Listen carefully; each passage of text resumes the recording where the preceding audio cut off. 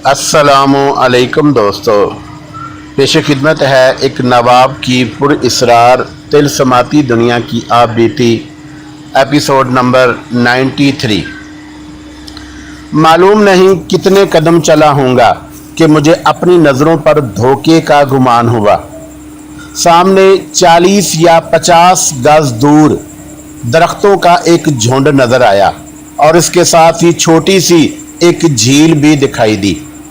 खुदावंद तआला ने मेरी फरियाद सुन ली थी। मैं दाईं टांग में दर्द की शिद्दत के बावजूद तेज तेज चल पड़ा। मैंने ऐसा कोई खौफ महसूस ना किया कि वहाँ एक या एक से ज़्यादा आदमी भी हो सकते हैं और वो मुझे पहचान लेंगे। मैं पानी की खातिर अपने आप को खतरे में डाल रहा था। मैंने इरादा कर लिया कि किसी ने मुझे पकड़ने की कोशिश की तो मैं उसे गोली मार दूंगा। मैं और तेज चल पड़ा, लेकिन दरख्त और पानी उतने ही दूर रहे जितनी दूर उस वक्त थे जब ये मुझे नजर आए थे। मैं चलता गया। मेरी आंखों के आगे अंधेरा आया और गुजर गया। यूं लगा जैसे काली घटा का एक टुकड़ा सूरज की आगे से गुजर गया हो। जब ये गुजर गया तो मैं एक सब्जाजार में खड़ा था। वहां दरख्तों का वही झुंड था। पानी थोड़ी ही दूर था। उस तक जल्दी पहुंचने के लिए मैं तेज चला तो औंधे मुंह गिर पड़ा। गशी सी आ गई। आंख खुली तो मेरा सर किसी नरम चीज पर था और किसी के हाथ मेरे माथे को सहला रहे थे। मैंने ऊपर देखा। वो एक जवान औरत थी जो शहनाज जैसी खूबसूरत थी। वो मुस्कुरा रही थी। मैंने उसकी आगोश से अपना सर उठाया और उसके सामने बैठ गया। कौन हो तुम? मैंने पूछा। वो हंस पड़ी और उसने बाजू लंबे करके मेरा चेहरा अपने दोनों हाथों में थाम लिया। ओह, मेरे मुंह से बेइख्तियार निकल गया, मीना? तुम मीना हो? कहाँ चली गई थी? मेरा घर उजड़ गया। मैं परदेसी हो गया। कहाँ कहाँ की ठोकरें खाई और तुमने कभी आके पूछा भी नहीं। मैं जानती थी कि तुम एक रोज मेरे पास ही आओगे, मीना ने कहा, और तुम आ ही गए। अब नहीं जाने दूंगी। मुझे प्यास लगी थी, मैंने कहा। अब तो नहीं लगी, उसने अपने जान फिजा मुस्कुराहट से कहा। मैंने तुम्हें बहुत सा पानी पिला दिया है, तुम बेहोशी में पड़े थे। मैंने झील की तरफ देखा जिसका पानी शिफाफ था। मैंने मीना से कहा कि मैं झील में नहाऊंगा, डुबकियां लगाऊंगा, तैरूंगा। उठो, मीना ने कहा, झील में उतर जाओ। मैं उठा, मीना का बाजू अपने हाथ में लिया और उसे अपने साथ लेकर दौड़ पड़ा। मैंने बड़ी तेजी से उठने की कोशिश की। मीना का बाजू पकड़े रखा कि उसे भी उठाऊंगा, लेकिन मेरे हाथ में मीना का बाजू नहीं बल्कि अपनी राइफल थी और मैं तपती हुई पथरीली जमीन पर पड़ा था। वहां कोई दरख्त नहीं था, सब्जा भी नहीं था और मीना भी नहीं थी। आपको याद होगा कि मैंने अपनी दास्तान की इब्तिदा में एक बड़ी हसीन और जमील लड़की मीना का जिक्र बार बार किया था। उसे मैं हकीकत समझता रहा था। वो लड़कपन का जमाना था। फिर हालात ने मुझे ख्वाजा साहब तक पहुंचा दिया और मैंने उन्हें बताया कि मीना नाम की एक बड़ी ही हसीन लड़की मुझे अपने साथ अपनी पुरइसरार दुनिया में ले जाया करती है। ख्वाजा साहब ने मुझे बताया था कि यह लड़की एक तसव्वुर के सिवा कुछ भी नहीं, और जब तुम जिंदगी की हकीकतों में दाखिल हुए तो मीना तुम्हारा साथ छोड़ जाएगी। ख्वाजा साहब ने बड़ी अच्छी वजाहत की थी जो मैं समझ गया था और मेरे जहन से यह तसव्वुर निकल गया था। अब जब मेरी जिस्मानी और नफ्सियाती तवानाई तकरीबन ख़त्म हो चुकी थी तो मेरे तख्तल शऊर से मीना फिर सामने आ गई, मगर हकीकत ने मुझे बेदारी के इस ख्वाब से जगा दिया। वो दरख्त, वो सब्जा और वो झील एक शराब था जो प्यासे सहरा अनवर्दों को अपने पीछे दौड़ाता रहता है और आखिर जान ले लेता है। अब मैंने उठने की कोशिश की तो मैं उठ ना सका, लेकिन मुझे इस जहन्नम से निकलना था। मैंने हाथों और घुटनों के बल चलना शुरू कर दिया। हाथ भी जल रहे थे और घुटने भी। जिस घुटने को चोट लगी थी वो इतना परेशान करने लगा कि मैं इस तरह आगे को बढ़ ना सका। मैंने राइफल का सहारा लिया और जिस्म में जो जरा सी ताकत रह गई थी वो इस्तेमाल करते हुए उठ खड़ा हुआ। चलने लगा तो चला ना गया। फिर ऐसे हुआ कि तपश जरा कम होने लगी और मुझ में एक साया सा आ गया। अब तो नजर भी दूर तक काम नहीं करती थी और जहां तक काम करती थी वहां तक मुझे ये साया नजर आया। दाईं तरफ देखा तो सूरज स्लेटी रंग के गहरे बादल के पीछे चला गया था और ये बादल ऊपर से लेकर उफ्क तक फैला हुआ था। तपश तो कम हो गई लेकिन प्यास का ये आलम जैसे मेरे रगो रेशे में बड़ा ही तेज जहर दौड़ता जा रहा हो, ये तलखी बर्दाश्त नहीं होती थी। मैं एक जगह रुका खड़ा था। थोड़ा सा बाईं तरफ देखा तो छोटे छोटे चंद एक दरख्त दिखाई दिए। जमीन से जो पानी के रंग के शोले उठते रहे थे वो अब नजर नहीं आते थे। मैंने उन दरख्तों को भी शराब समझा, लेकिन प्यास ने ऐसी हालत कर दी थी कि मैंने उन दरख्तों को हकीकत समझा और अपने आप को उस तरफ घसीटने लगा। मैंने महसूस किया कि मेरे पांव से नीचे जो जमीन है वो पथरीली नहीं रही और उसमें कुछ नरमी सी आ गई है। जमीन नरम थी या सख्त मुझे उसकी नहीं बल्कि पानी की जरूरत थी। मैंने एक बार फिर आसमान की तरफ देखा। मैं जो कुछ कहना चाहता था मगर कह ना सका। प्यास की मारी हुई एक आह थी जो निकल गई। मैं चलने की कोशिश करता रहा। मैं गिरा भी, उठा भी और इस तरह गिरते उठते में एक एक इंच आगे बढ़ता गया। मालूम नहीं ये कैसा खित्ता था। मेरा ख्याल है मैं वाहिद आदमी था जो इस खित्ते में से गुजरा था। वहां मुझे कोई जानवर भी नजर ना आया। सर के ऊपर से कोई परिंदा भी उड़ता ना गुजरा। ये शायद किसी ना करदा गुनाह की सजा थी कि खुदा ने मुझे उस रास्ते पर डाल दिया था। उससे आगे मुझे कुछ भी याद नहीं। कुछ याद है तो वो ख्वाब की टूटी हुई कड़ियों की तरह याद है। याद करने की कोशिश करता हूँ तो यादों पर धुंध सी छा जाती है, फिर कुछ याद नहीं आता। मालूम नहीं मैं कितना चला, कितनी बार गिरा, शायद रींगा भी था। यादें वहां से जरा साफ होती हैं कि मैं ठंडी सी एक जगह पर पड़ा था। मेरे नीचे बड़ी नरम जमीन थी। शायद मैं बेहोश होकर गिर पड़ा था या नींद ने मुझे गिरा दिया था। जो कुछ भी हुआ था मुझे होशो हवास में आया तो घास पर पड़ा था। मैं तकरीबन बैठा हुआ था। मेरी पीठ के पीछे जमीन उभरी हुई थी और मैंने टांगे आगे को लंबी की हुई थी। मैंने उठने की कोशिश की तो मजरूह टांग और कमर से दर्द की टीसें उठी। मैं जिस्म के अंदर बिल्कुल खुश्क हो चुका था। मुंह खुला हुआ था। हल्क में अंगारे जल रहे थे। जुबान लकड़ी की तरह अकड़ गई थी। मैं उठने की कोशिश कर रहा था लेकिन उठा नहीं जाता था। अगर तपश पहले जैसी होती और मेरा जिस्म पहले की तरह जल बुन रहा होता तो मैं उठने की कोशिश ना करता, मरने के लिए लेटा ही रहता।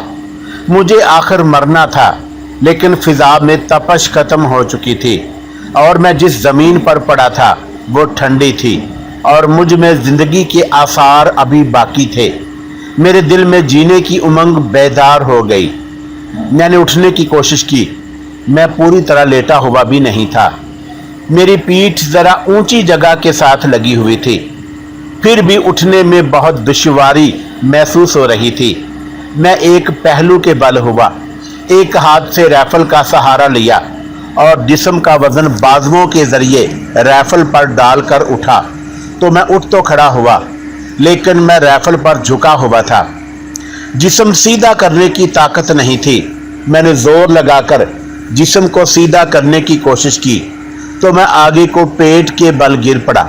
मैंने अभी ये नहीं देखा था कि मैं कहाँ हूँ और मेरे इर्द गिर्द क्या है। मैं आगे को पेट के बल गिरा। पेट के नीचे जमीन उभरी हुई थी जिस तरह की मेंढ होती है। मेरी पोजीशन ये बन गई थी कि ऊपर का धड़ एक तरफ को और टांगे दूसरी तरफ को नीचे हो गई थी। राइफल मेरे हाथ से छूट गई थी। मैंने उठने की कोशिश की लेकिन उठा ना गया। हाथ आगे करके जमीन पर लगाए ताकि ऊपर उठ सकूं मुझे एक अजीब सा धोखा हुआ। मेरे हाथ पानी में चले गए थे। मेरा मुंह उसी तरफ था। मैंने सर उठाकर उधर देखा तो अपनी आंखों पर मुझे यकीन ना आया। मेरे सामने बड़ा साफ पानी जमा था जो 4-5 गज चौड़ाई और उतनी ही लंबाई में फैला हुआ था। पानी को देखकर ही मेरे जिस्म में ताकत ऊद कर आई। मैंने उठने की बजाय जिस्म को आगे की तरफ धकेला और मैं सिरकता हुआ पानी पर इस तरह जा पड़ा कि मेरा मुंह और सर पानी में चले गए। बाकी धड़ खुश्क जगह पर रहा। मैंने पानी पीना शुरू कर दिया, लेकिन 2-3 घोंट पीकर मैंने मुंह पीछे कर लिया। ट्रेनिंग में हमें बताया गया था कि लंबे वक्त की प्यास के बाद पानी एक एक घोंट आहिस्ता आहिस्ता पीना चाहिए।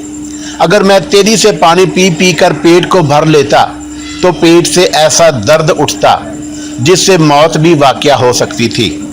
मैंने नहायत आहिस्ता आहिस्ता पानी पिया, फिर देखा कि मेरे इर्द गिर्द क्या है। मेरे सामने मिट्टी की टेकरी थी जिस पर कुछ दरख्त थे और सब्ज झाड़ियां भी थी। ये झाड़ियां कुछ दूर तक चली गई थी। वहां खासा सब्जा ज्यादा था। मैंने जो पानी पिया था ये चश्मे का पानी था जो शायद चश्मे की तह में से फूटता होगा। टीकरी के साथ साथ चश्मे का पानी एक नाली की सूरत में आगे को जाता था। मेरे दाएं और बाएं भी दरख्त थे और हरी भरी घास भी थी। पानी पिया तो मैं पांव पर खड़ा होने के काबिल हो गया। मैं चूंकि पुलिस में रहा था इसलिए जमीन को सुराग रसानों की नजरों से देखा। मेरी टांगे थकी हुई तो थी, लेकिन दायां घुटना अच्छी तरह चलने नहीं दे रहा था। मैं राइफल के सहारे चश्मे के इर्द गिर्द जमीन को बड़े गौर से देखता हुआ घूमा।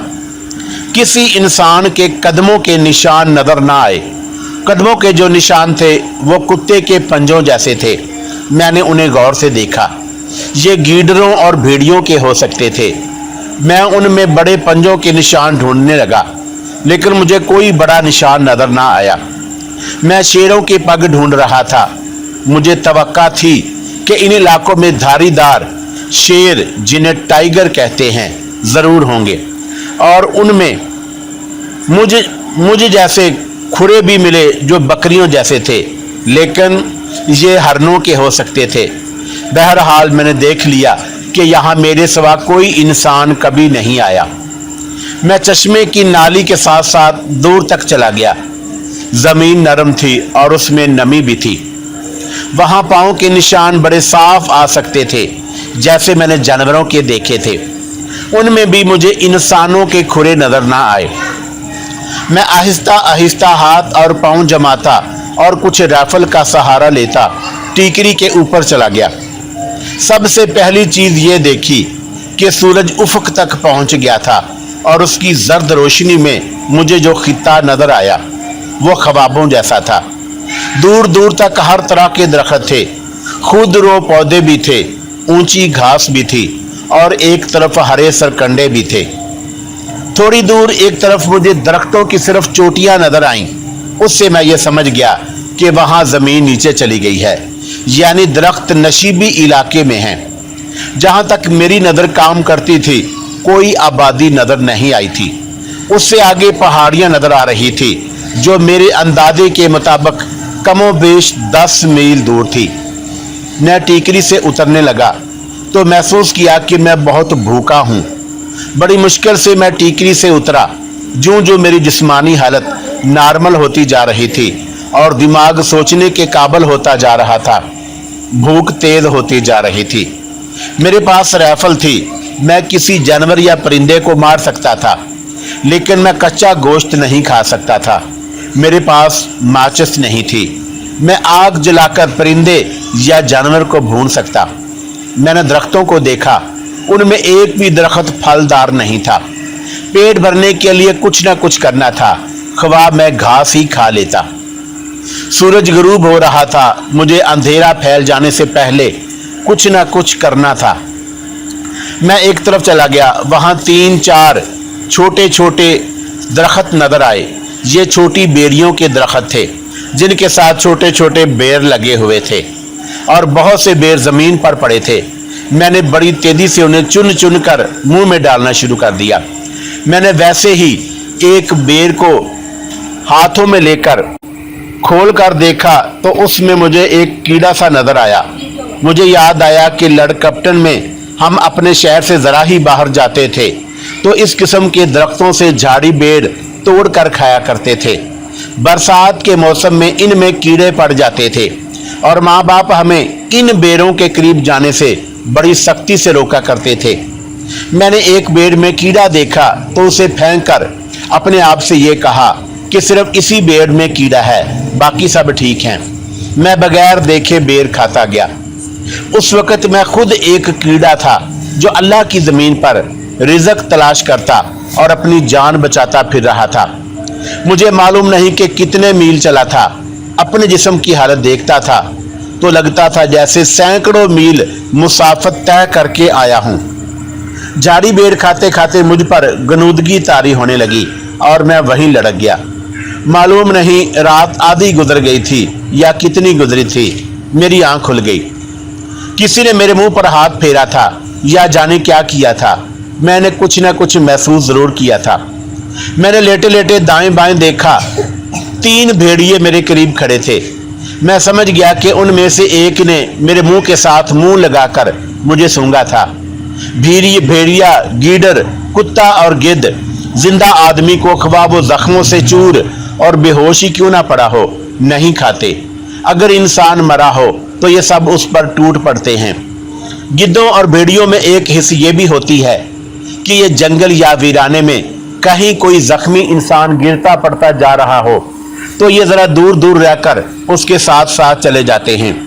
जो ही उसकी सांसों का तसलसल हमेशा के लिए खत्म हो जाता है, ये गोश्तखोर जानवर आ जाते हैं और उसे खाना शुरू कर देते हैं। भेड़ियों ने मुझे सूंघ कर देख लिया था कि ये आदमी तो जिंदा है। मैं उन्हें देखकर उठ खड़ा हुआ, जमीन से पत्थर उठाए और उन्हें मारे। वो पीछे तो हटे लेकिन बड़े गुस्से से गुर्राने लगे और फिर वो इस तरह मेरे इर्द गिर्द आहिस्ता आहिस्ता चलने लगे जैसे मुझ पर हमला करना चाहते हों। मैंने राइफल सीधी कर ली और सोचा कि अब तो गोली चलानी ही पड़ेगी। 2 भेड़िए मेरे करीब आने लगे। मैंने 1-2 कदम आगे होकर राइफल को मिनरल से पकड़ा और उसे लाठी की तरह घुमाया। एक भेड़िया फौरन पीछे हट गया लेकिन दूसरा राइफल की बट की जिद में आ गया।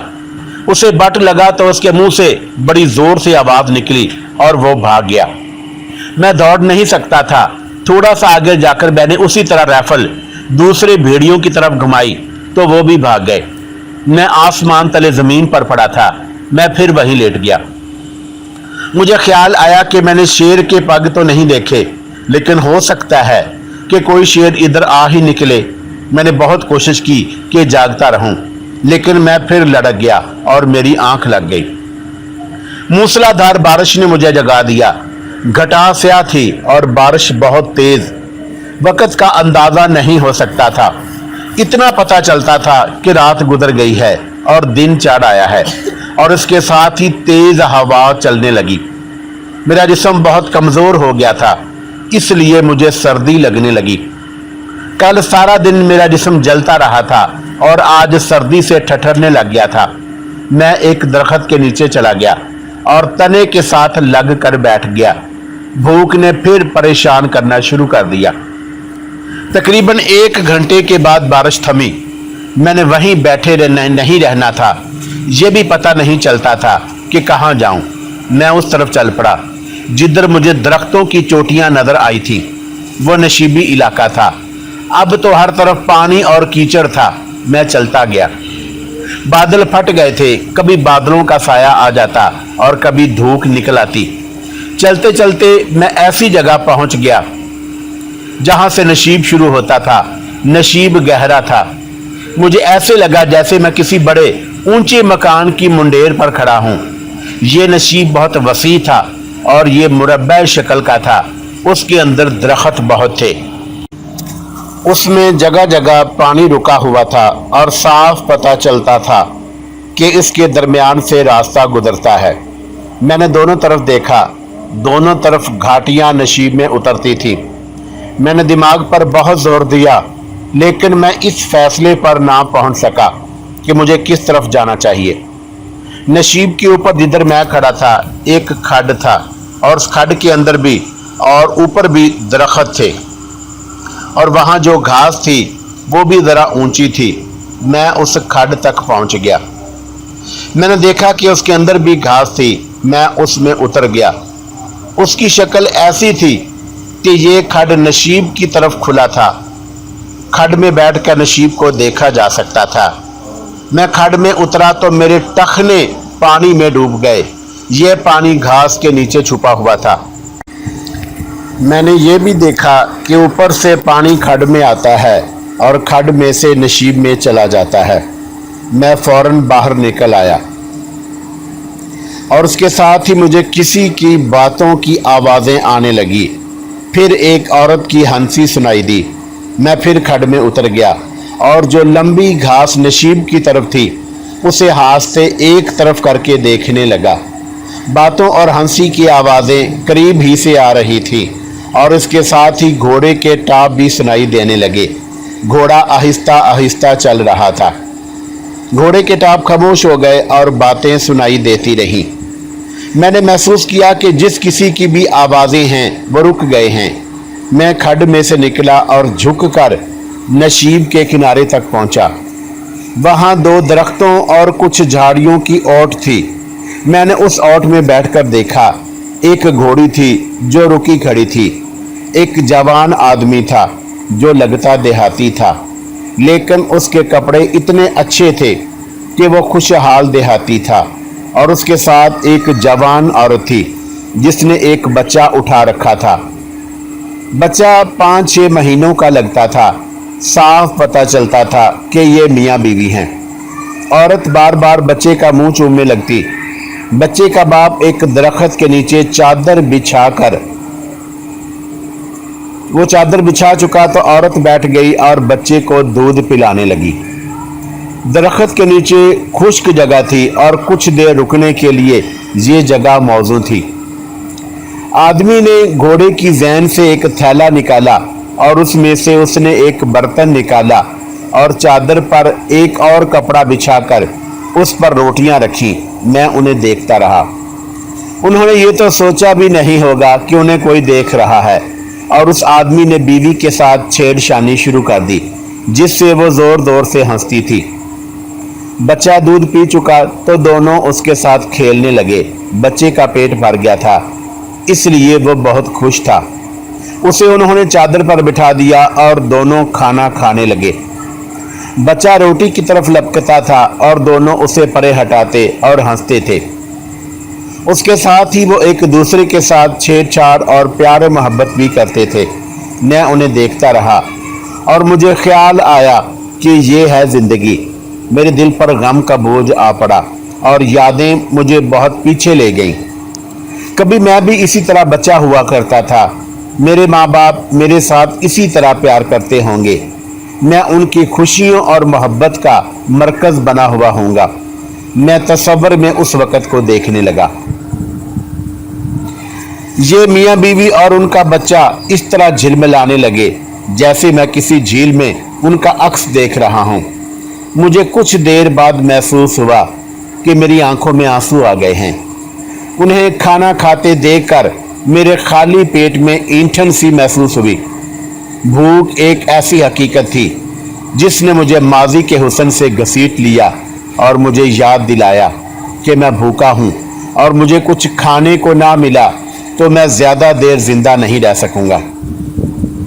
मैंने देख लिया था कि उनके सामने जो रोटियां पड़ी हैं वो पराठे थे और इतने ज़्यादा थे कि मुझ जैसे 4 आदमियों के लिए काफ़ी होंगे।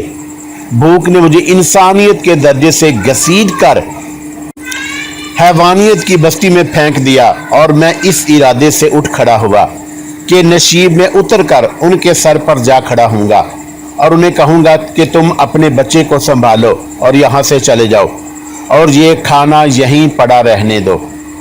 ये सोचकर मैं वहाँ से चलने लगा तो तीर की तरह एक ख्याल मेरे दिमाग में पुष्ट हो गया। नहीं नहीं, वो बहुत खुश हैं। मेरे राइफल से डर कर वो मुझे खाना तो दे देंगे लेकिन उनकी खुशियाँ और उनके रुमान तबाह हो जाएंगे। मेरे घर की खुशियाँ भी इसी तरह लुट गई थी। शहनाज और उसकी माँ ने इसी तरह मेरे घर में आकर कहा था कि इस घर में जो कुछ है वो हमारा है और तुम यहाँ से चले जाओ। मैंने सोचा कि मैं इतने मासूम बच्चे की मुस्कुराहटों को बर्बाद नहीं करूंगा। तुम बुज़दिल हो सिकंदर, मालूम नहीं ये किसकी आवाज़ थी। तुम उन्हें कत्ल करने तो नहीं जा रहे, तुम पर किसने रहम किया था? ये ठीक है कि मैं उन्हें कत्ल करने तो नहीं जा रहा था और मैं उनके मुंह से नवाला छीनने भी नहीं जा रहा था। उनके पास खाना फालतू था, ये सोचकर मैं फिर चलने लगा। 2 ही कदम उठाए थे कि मैं रुक गया।